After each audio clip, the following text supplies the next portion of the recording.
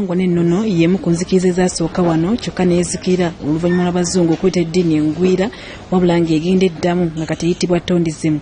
Kyokka abaluseewo okulwanagana mu bukulembeze nga Ssaabakabona Aligaweesa Jjumba attuuka ne Ssaalongo Mukasa Mutyaba ng'ono agamba nti yatandikawo olugendo lw'okubbulula enzikiriza eno mu 1987. Batuuse ne mu mbuga nga buli omu alwanirira obwa Ssaabakabona era Mukasa Mutyaba abadde mu kaduukulu. Omwami oyo agamba nti takisiima kuwulirayo ate ekibiina kirala kibagaa nti nzikiriza ya bwana nno ayagala mu ffenna tugende tukkirize mu kibiina kye so nga naffe tuli registered era nga niye bwe yali registarinze ekikye mu nnaku zino omwaka ogutanda nakuwera mwaka nga babali akiwandiisa fe tubadde tulina lutalo naye waddembe okusinza nga bw'ayagala kubanga mu Uganda wattu wano constitution ya Uganda buli omu akkiriza okusinza nga bw'ayagala ate waddembe okusinza wadde paapaali wadde omuti senga obeera tolinyirira ddembe lya mulala. Kakati bwemba nagisitalinga n'aba famire yange njagala tulabe bulungi regisitration eno.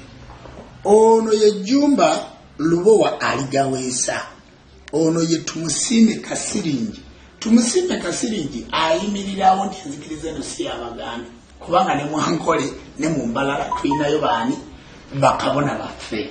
Kati enzikiriza eno si ya Buganda yokka, togenda kuteekamu Baganda beereere. Ono Kato Senkandwa wa Greater Masaka, ono Buyondo Maanyi ga Lubaale Ssaalongo, ow'Ekasala Secretary General w'enzikiriza eno siina bwe muyita simumanyi. Ono Ntambiza Mukama Kiwanuka ye muto w'omugenzi omusiige Sebyayi Kyabandi, oyo Ssaabakabona omubereberye eyabeerawo nga Ssaabakabona okuva mu mwaka gwa 1996 afudde mu mwaka gwa 2007 tumuziise ku lusozi Walusi. Era olwo ne tulyoka tulonda Misenda Nyongeraako, ono ye Nasolo Nakayaga ye Nnaababona w'enzikiriza y'obuwangwa n'ennono yatwala abakyala. Ono ye Kabona Wamala Mugalula Saabayima eyatikkira Ssaabakabona, kati gye bayise famire yange yeeriwa. Kyokka Ssaalongo Mukasa Mutyaba ne Lubankazi bwe oluvudde mu kkomera Lugazi ne babeera nga batagenda kuva ku nsonga kubanga enzikiriza y'obuwangwa n'ennono bye baagitandika nga ne Jjumba tannalabikako.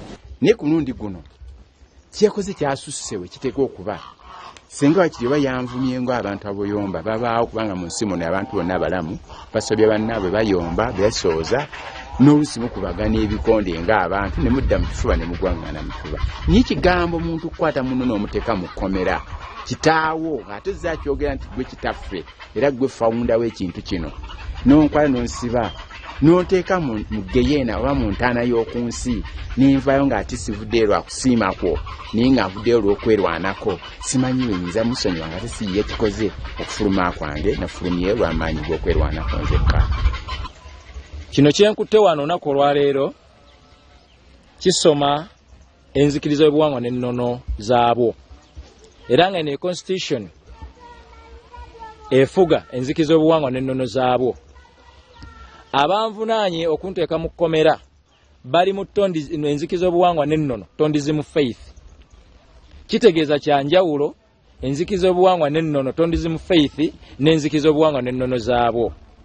Kye neebuuza nganze Ssaabakabona w'enzikiriza y'obuwangwa n'ennono ali mu nzikiriza y'obuwangwa n'ennono zaabwo, lwaki ow'enzikiriza y'obuwangwa n'ennono tondizimu faith yantuusiza ku kino n'anteeka mu kkomera?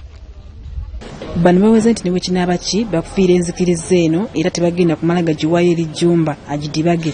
Enzikiriza y'obuwangwa n'ennono yawandiikwa mu bitabo bya gavumenti ng'ennaku z'omwezi 27 Desemba 2017 ate ey'obuwangwa n'ennono tondizimu yawandiisibwa mu January 2018 ng'eno eya Jjumba Aligaweesa naye